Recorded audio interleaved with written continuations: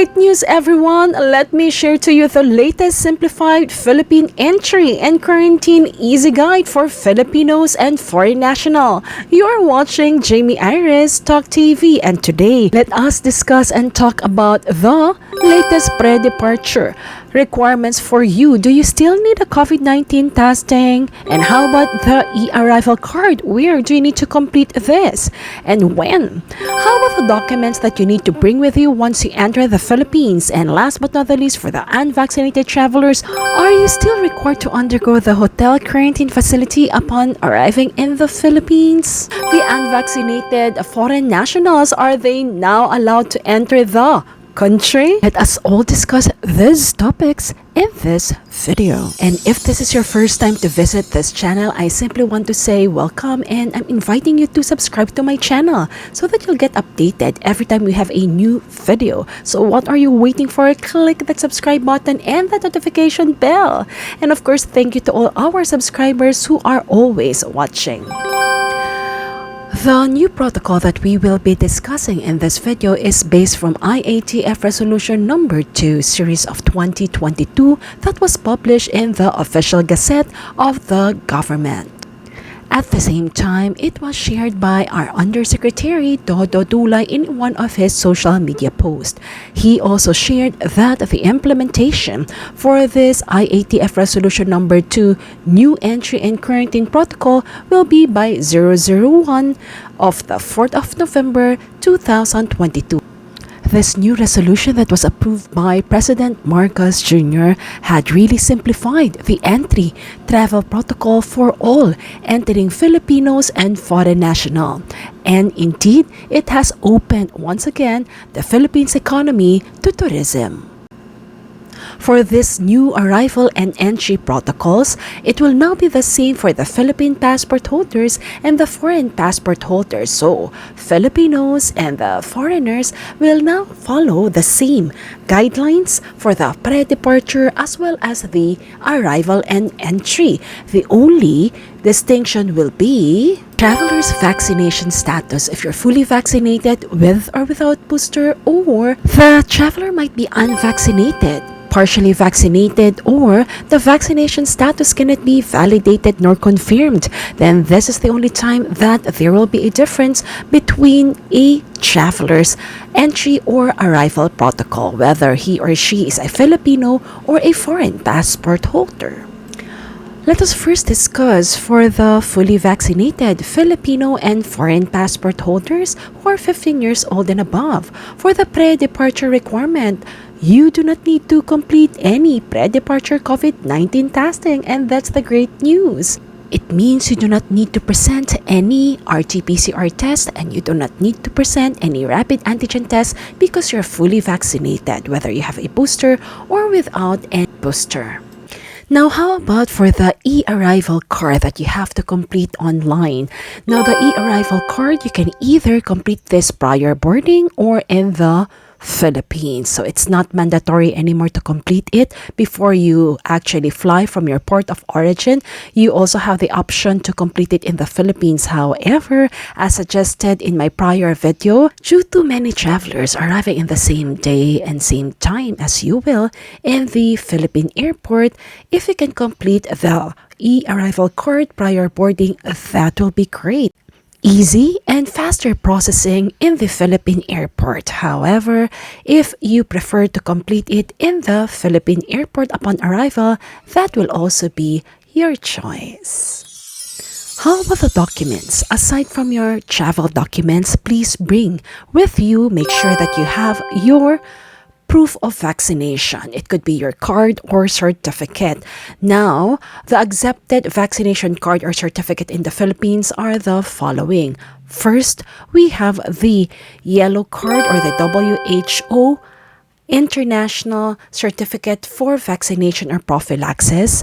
Number 2, if you have your VaxCert PH, if you had been vaccinated in the Philippines. And number 3, you may also bring your own government or national manual or digital vaccination certificate. And lastly, number 4, any other vaccination proof or certificate that is approved and accepted by IATF. How about quarantine upon arrival in the Philippines? The great news is for fully vaccinated Filipinos and foreign nationals, whether you have a booster or not, you are not required to undergo any hotel or home quarantine in the Philippines. It simply means upon arrival in the airport, you can simply go home and enjoy your time with your family, loved ones, or friends. And that's the protocol for the entry as well as the quarantine requirements for the Filipinos and foreign nationals. It's simpler for all of you. Now, how about for the unvaccinated or partially vaccinated travelers? Yes, both are now allowed to enter the Philippines. So before it was only the Filipinos, but now even foreign nationals who are not vaccinated can come and fly to the Philippines to visit.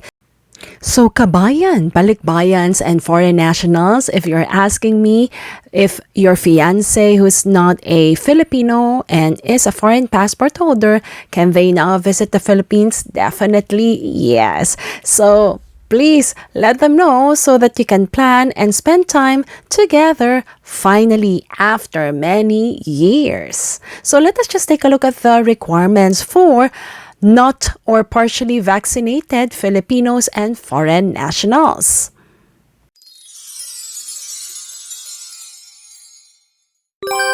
For Filipinos and foreign nationals who are unvaccinated or partially vaccinated, you are required to have a pre-departure COVID-19 testing. So it means that you have to take a laboratory rapid antigen negative test.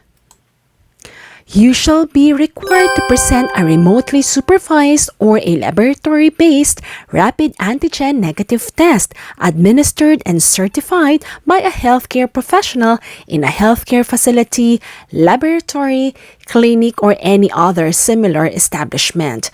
Now, the question is, when do I need to take this? So you can take it within 24 hours prior to the date and time of your departure from the country of your origin or the first port of embarkation in a continuous travel to the Philippines. And this excludes layovers, and provided that you have not left the airport premises or you have not been admitted into another country during such said layover. So that's the first one. So you may take it pre-departure. So again, it's only the rapid antigen test and not an RT-PCR test. So what if a traveler, a Filipino traveler or a foreign national was not able to complete the pre-departure COVID-19 testing? Can they still be allowed to travel to the Philippines? Yes. A Filipino or a foreign national who was not able to present and take their COVID-19 test prior boarding may still board the plane. And once they arrive in the Philippines, they are required to complete the COVID-19 test upon airport arrival in the country or in the Philippines. So what do they have to take? They have to take a laboratory-based rapid antigen negative test administered and certified by a healthcare professional in a healthcare facility, laboratory, clinic, or other similar establishments. So we definitely can expect that there will be representatives from different healthcare facilities in the airport once they arrive in the Philippines, just to, of course, anticipate possible travelers who were not able to take their COVID-19 test prior boarding. The second question will be, when do they need to take it? They need to take it upon arrival at the airport, because every unvaccinated, partially vaccinated, or any traveler with vaccination status that cannot be independently validated before they could actually enter the Philippines from the Philippine airport must have completed the said laboratory-based rapid antigen negative test. How about the e-arrival? Online registration, do they need to complete it? Definitely yes. All travelers, including unvaccinated, partially vaccinated, for Filipinos and foreign nationals must complete the e-arrival card. So again, you do have the options. Either you can complete it prior boarding, or in the Philippines, take a screenshot of the QR code for the e-arrival card and present it at the airport. Mga kabayan, balikbayan, and foreign nationals, the suggestion is still the same. So if you can complete the e-arrival card prior boarding, that will be best, so that at least you can avoid any other possible challenges that you may have upon arrival in the Philippines, such as internet connectivity. And of course, upon arrival in the Philippines, how about the quarantine protocol for the unvaccinated and partially vaccinated travelers, whether you're a Filipino or a foreign national? Additional great news for all of you. There is no quarantine needed or required for you. You do not need to undergo any quarantine facility upon arrival in the Philippines, even if you are unvaccinated. Yes, you heard me right. No more quarantine hotel facility as long as you have the negative result for your laboratory rapid antigen test. A reminder to all unvaccinated or partially vaccinated travelers, Filipinos or foreign nationals, in case you tested positive in your COVID-19 test upon arrival in the airport in the Philippines, in the new protocol it says any inbound traveler, whether Filipino or foreign national, who shall test positive for COVID-19 through the rapid antigen test shall be subjected to the latest prevailing quarantine and isolation protocols of the Philippines Department of Health. So what does this mean? Since you were not able to present a negative laboratory rapid antigen test prior boarding, then you have to complete it in the Philippines. So if you tested positive, it means that you have to undergo a hotel facility-based quarantine. As to the number of days, it will be determined by the DOH or the BOQ, depends on the severity of your COVID-19 symptom.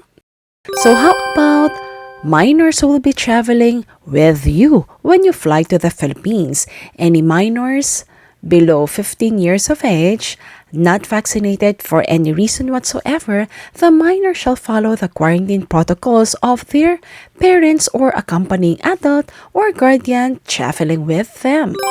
For example, if you are a fully vaccinated parent or guardian and you have minors below 15 years old traveling with you, then it means for their pre-departure COVID-19 testing, since you do not need a pre-departure COVID-19 test prior boarding, then the same with your minors. And the second example will be, should you be flying with a minor and your vaccination status is unvaccinated. So it simply means that you need a pre-departure COVID-19 testing prior boarding. So it will be the same for your minors traveling with you. Now for e-arrival card, so you may complete it for the minor either prior boarding or in the Philippines. Again, if you have minors traveling with you and they are more than one, again, my suggestion is please complete their e-arrival card prior boarding so that at least you will have less concerns once you arrive in the Philippine airport. And there will be no need for quarantine for the minors traveling with you. Now, how about for Filipinos and foreign nationals? Your child or your minor will be traveling unaccompanied. So what are the protocols that we now have? So for any unaccompanied minor, please take into consideration below 15 years of age who are not vaccinated for any reason whatsoever. They have to abide by the following rules. So first and foremost, they can have their arrival at the departure COVID-19 testing prior boarding. The COVID-19 testing we are referring here is the same as what the adults are required to take. Same guidelines apply. Lastly, for the e-arrival card, parents, please ensure that you complete the e-arrival card of the unaccompanied minor prior boarding. Although there's an option also that it can be completed in the Philippines, but since we're talking about unaccompanied minor, it will be best that it is completed prior boarding by the parents or the guardians. And lastly, no quarantine needed since the unaccompanied minor may either be. And lastly, there's no quarantine needed for the unaccompanied minors upon arrival in the Philippines. As per the last announcement, the implementation date for this new protocols will be on November 4, 2022, 00001 hours. Since this is a new protocol, please ensure that you check with the airlines if their guidelines are already updated so that you will not encounter any challenges once you are at the airport. Verify and double check if they are implementing already the new protocols as per the Philippine government. And these are all the updated protocols, simplified and at the same time made easy for every travelers. Now, as we complete this video, let me just say thank you to all our subscribers who had extended and sent your messages of thanks and support for this channel. I really appreciate it, and I definitely am inspired with every messages that you send. So once again, everyone, I'll keep you updated. So if you find this video helpful and informative, please click like, and I'm inviting you to subscribe to my channel so that you'll get updated with the latest travel guidelines, protocols, as well as other inspiring videos that I have in store for all of you. So once again, this is Jamey Iris, simply saying thank you for watching, and I'll see you in my next video. God bless you, everyone. Stay safe and stay healthy.